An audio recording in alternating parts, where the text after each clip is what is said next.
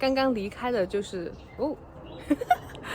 就是今天带我的其中一个主理园丁 Lisa。我今天就是跟着她在 Gravel Garden 历史花园里面工作。先带你们看一下，也是属于她负责的区域 Ruin Garden 废墟花园的这棵正在盛放的白色紫藤，是不是超级美？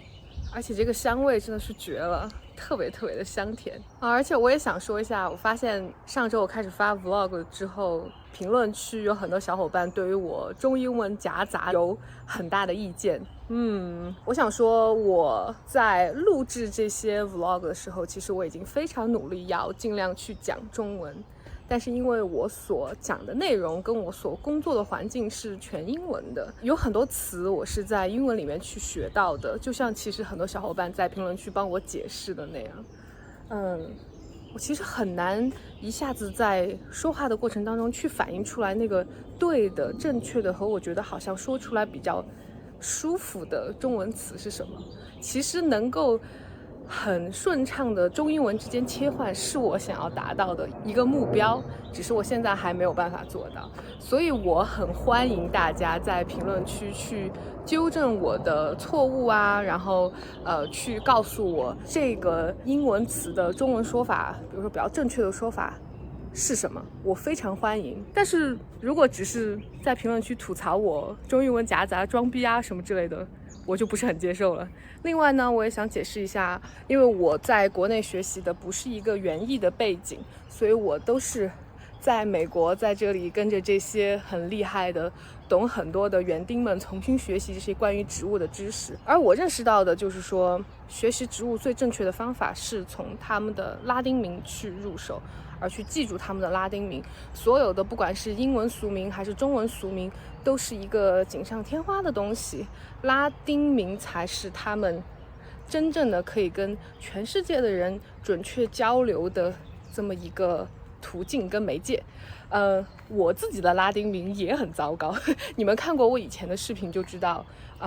我专门还讲过一本 RHS 出的英国皇家园艺学会出的关于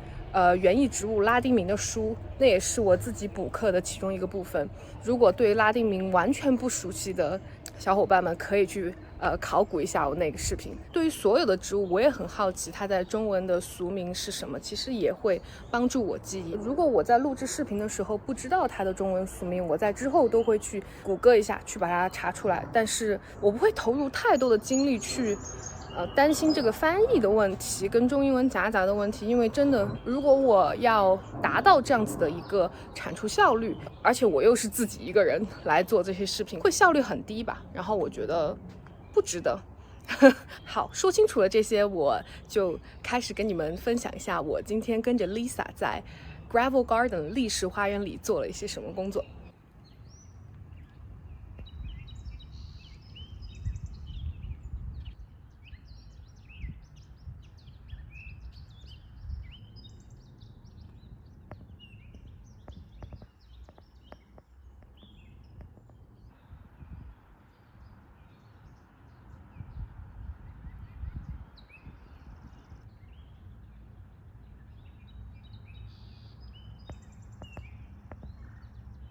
我刚刚就想很安静的给你们拍一些花园的片段，这一块都是属于历史花园的一部分，太漂亮了，各种春天的很鲜艳的色彩，不同的花，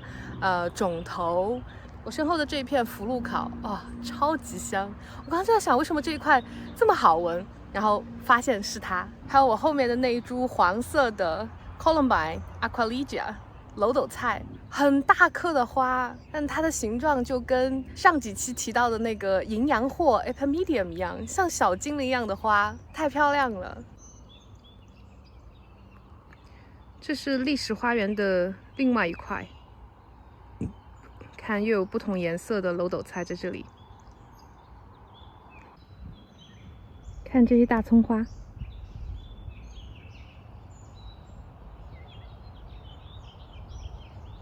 后面的紫藤花已经开了1-2个星期，现在已经快谢了。但它前面这个 Eczetus 还开得非常好，这次春天在 Chanticleer 看到它开放呢，让我还充满回忆的，因为远远看它的长相以及它的香味，其实都很像是油菜花。我在成都长大，其实春天的油菜花田就是我对于家乡的印象。而且不知道为什么，它们闻起来就很像是就是那种野花蜜或者就是油菜花蜜的蜂蜜的味道。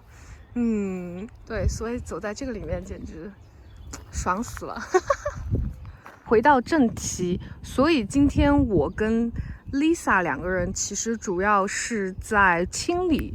点缀在这个主要的历史花园里面的几个盆栽，把早春已经开过花的球根植物，有一些葡萄风信子啊，小郁金香之类的，还有一些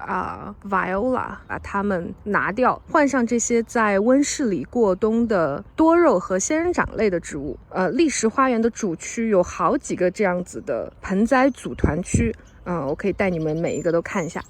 这个其实就是我们还在种的一个组合，明天我们会继续做。在这一棵常绿灌木旁边呢，也有一个长条形的。接着往上走，沿着这个历史花园细细的小径，这里还有一棵。难的部分在于它们有很多刺，所以要很小心，要拿麻布给它们包上啊。然后一定要记得戴手套啊什么之类的。明天我们也会接着继续丰富这一个盆栽。我们继续往上走，这两棵也是同一个 agave，Century agave 吧。这是早些时候从温室里拿出来种到地上的，在我们这里其实是不能越冬的，所以到秋天晚一点，它们又会被挖出来，储存到温室里去过冬。然后我们走这边。我们的前面就是刚刚我拍开头的那个废墟花园 Ruin Garden， 走到中间去给你们讲。站在这个入口里，稍微有点逆光，但是我觉得应该也很清楚可以看到，这里有一个组团，那里有一坨，然后那里是第3坨。Lisa 会叫它们 troughs， 好像在英国大家都很喜欢这样去叫这种混凝土搭就的大缸子或者种植池，因为它们其实以前的作用是拿来喂牲口。主要我们的工作流程就是从温室里去把这些不同长相、不同颜色、不同科类、不同大小的植物把它们搬运出来，然后去尽量把它们组合成一个有趣的组合。期间会去追求它们尺寸的不同啦、形状的不同啦，还有颜色的不同啦、高度的不同啦。这样看这一颗就超级呆，不知道是不是属于仙人掌属的，很有肌肉线条美。这一颗呢，有没有虾系美男的感觉？我也不知道为什么会突然想到那个词，怪怪的。然后这个是另外一颗 agave。所以添加这些多肉跟仙人掌的元素呢，就是让这里面多一些不同的看点吧，增加一种 funkiness。历史花园另外呢，也是要追求一个低灌溉、低水维护的这样一个操作。同样，这种比较干燥沥水的环境也是适合仙人掌跟多肉类的植物生长的环境。这一块的植物很多都是喜全阳、耐干旱的。OK， 这就是今天周一的内容啦。明天我也还是继续跟着 Lisa 一起工作，明天见。